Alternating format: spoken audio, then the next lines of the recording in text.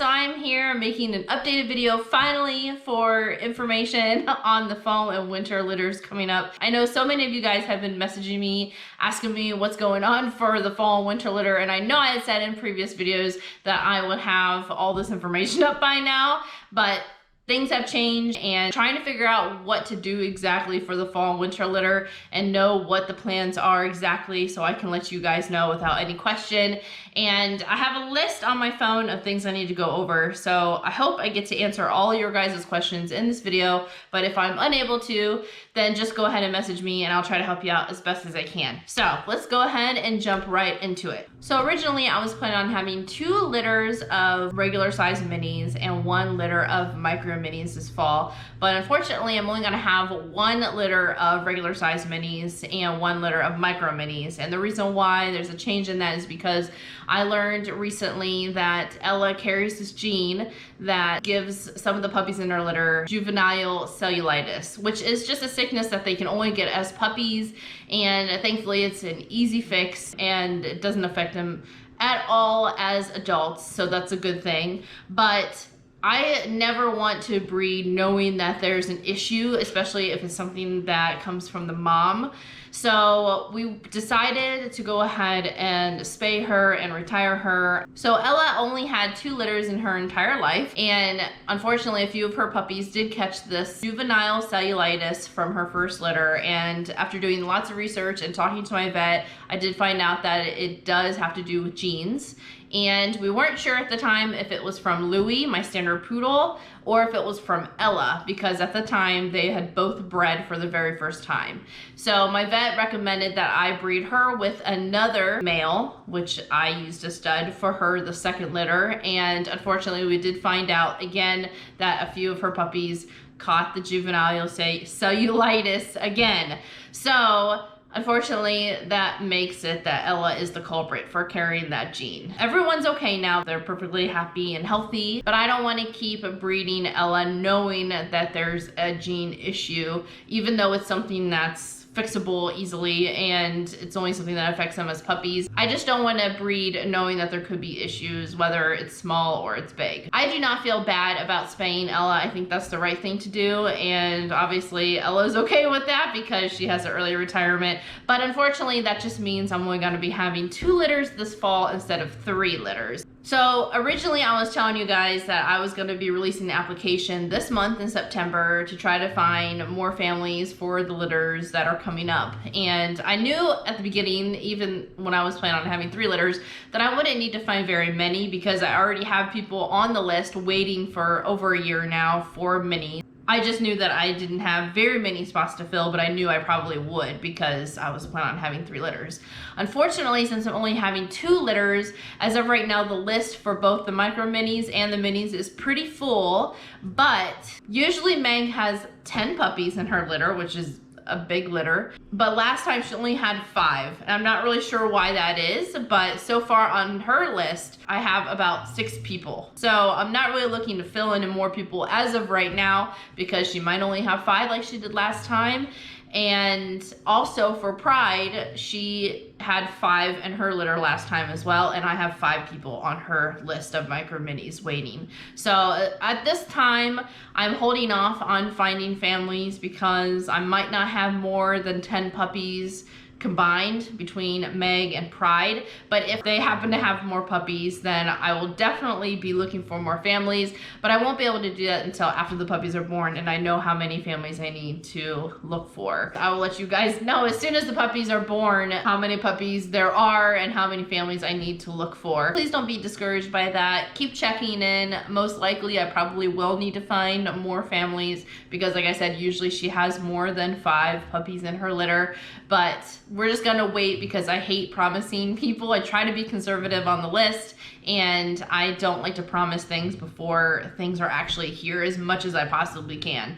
The same thing goes for the micro mini litter I'm planning on having later this year with Pride. I already have 5 people on the list and she only had 5 puppies last time, but in case she has more, because one time she did have a litter of 7, I will be looking for more families, but it won't be until I know how many puppies she's had when they're born. So I hope that makes sense. I will be looking for more families next year, definitely. We're gonna start all new with the list for the year, and I'm going to be looking for a lot of families. The plan so far is to have a litter of 2 micro mini litters and a litter of standards, F1B standards. So that's the plans for next year in the spring and summer, and then in the fall and winter I'm planning on having a litter of micro minis, minis, and standards. I believe that's what the plans are. Of course, like, things can always change, but that's what I'm hoping for. And so by then I should have a pretty empty list, and I will be looking for families to fill all the spots for the litters for next year.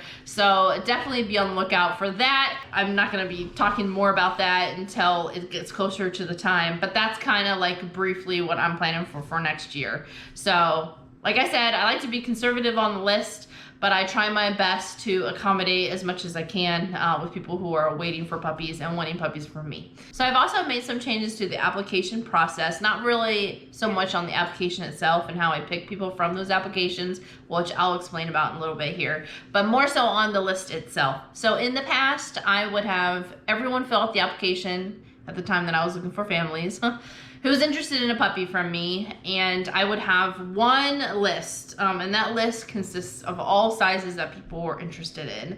And in the past, when a litter was born, I would just go through the list and ask them, do you want to be on this litter or not? And then they could decide at that point if they want to place an actual deposit for that litter. This time, I'm actually going to be categorizing the list with the different sizes, because I breed 3 different sizes. And I do have a question on the application that asks, which size puppy are you interested in? And before, I just kind of used it as like just some feedback, and I was just curious as to what people were looking for. But now I'm going to take that question more serious and use that as who is going to be on what list. So I'm going to have 3 lists instead of 1 long list. I think that it's more fair that way, because people who have been waiting from the beginning for one certain size should have the opportunity to take the spot for that size that they're looking for, before someone who has been wanting a different size and then maybe kind of wants to change right off the bat. Now, of course, anyone can change their size, you know, and I'm not holding anyone to the size that they had written on the application. But if you do decide to change the size, you would just be placed on the bottom of that size that you're wanting the list. I hope that makes sense. So just be aware that if you do decide to change your size, like say if you're at the beginning of the standard list, but you want to be put on the mini list, you'll be placed at the bottom of that list of the minis. So just so you are aware of that, I think that's more fair. I think it kind of makes it easier for everyone and for me also, and you guys can have more of a peace of mind, like, you know, knowing what spot you are on the actual list for the size that you're wanting. I'm currently doing that for the litters that I have right now, and I'm going to be doing that next year. So hopefully everything turns out okay with that. I'm always open to feedback on the application process, because we're all working together, and I get a lot from you guys on how to make it fair so that everyone gets a puppy. So when it comes to application, if some of you guys are new to filling out an application for the first time, at the time that I'm looking for more families, I will be releasing a link to the application. I don't have the application anywhere available for you to fill out at any time. I only release it at the time I'm looking for puppies, because there's so many people who want puppies that I would just have like a billion applications all the time. So once the applications have been submitted, I will go through each and every one of the applications. I'll go back to our history conversations and see how long we've been talking for and how well we've gotten to know each other. And I usually pick families based on how well I've gotten to know you throughout the time that you've been interested in a puppy, and also how long you've been looking for a puppy, and if you are flexible in terms of just the whole process in general. I'm looking for families who are flexible, because it's really not easy to produce puppies, and I try to do everything myself. I don't have like a working crew or anything like that. I'm just a hobby breeder, so I'm not out here producing like a billion puppies or anything like that. It's hard for me to promise a lot, but I try my best, and I just want you to understand that. And I look for families who are understanding of that, because like I said, it's just me and my home, and these are my pets. My pet's health always comes first before breeding. So things do change, and things change frequently. So like I said, I'm looking for families who understand that. I hope that kind of answers all your questions. I'm trying to think if I missed anything. I don't think so. Meg is due to have her puppies on September 29th. 28th or 29th, one of those 2 days. I have to double check. I said it on my video, my last video, and I have to look at my calendar, but she's due at the end of this month. So at the time that Meg has her puppies, I will be posting updates on my Facebook story as well as my Instagram story. And also for Pride, I'll be doing the same thing, and I'll let you guys know if there's any changes to Pride when she starts her heat, so that you guys know when things happen with her. And like I said, I'm not expecting her to have puppies till the end of this year, but I will definitely let you guys know as soon as things change for Pride and she's ready to have her next litter of micro minis. Thank you so much for everything. I appreciate everyone who's interested in a puppy from me. It really humbles me because I know there are a lot of breeders out there, and I love that you guys want to put your trust in me and my puppies, and I'm just so thankful, and I love every single one of you guys.